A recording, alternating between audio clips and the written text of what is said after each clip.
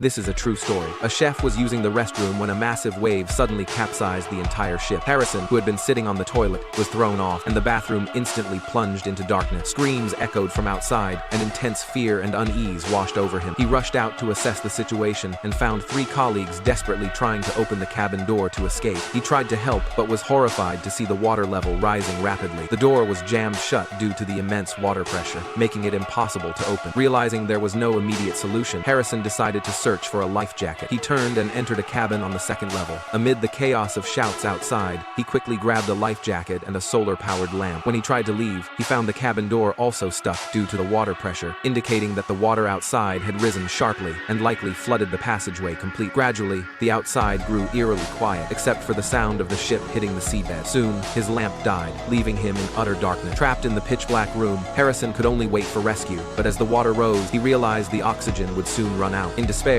he decided that staying meant certain death. He might as well swim out and fight for survival. When the water pressure eased slightly, he pushed the door open with all his strength, took a deep breath, and plunged into the icy water. In the overwhelming darkness, he groped his way forward, accidentally touching the bodies of his 3 deceased colleagues. Terror surged through him, but he forced himself to stay calm. Miraculously, he managed to swim to the office, which was surprisingly not fully submerged. However, prolonged exposure to the frigid seawater caused his body temperature to drop dangerously. He built a makeshift raft from floating wooden planks and mattresses to avoid staying immersed in the water. Hungry, he scavenged and found a bottle of Coke and a can of fish. All he could do was wait silently for rescue. The extreme silence made the sounds of marine life foraging and water currents unnervingly clear. On the first day, he heard a boat on the surface, but it only placed a marker and left without sending anyone down. 3 days later, he spotted a moving beam of light, a rescue team. Harrison mustered all his strength to bang objects and create noise. He saw the light gradually approach the door. As he swam toward it, the diver silently swam away in another direction. Harrison tried to chase after him, but the diver was too fast. He couldn't believe his eyes. Was he destined to die at the bottom of the sea? Just as despair set in, another light appeared closer. This time, Harrison immediately swam over and grabbed the diver's leg. In the eerie darkness, the diver, who had been examining bodies, was utterly startled by the sudden encounter. After the initial shock, Harrison guided the diver back to the office and explained the situation. Due to the prolonged exposure to high pressure at depth, Harrison had to ascend slowly, using a diving bell, and then spend 2 days in a decompression chamber to adapt gradually. He was the sole survivor among the 12 crew members in the Nigeria shipwreck incident.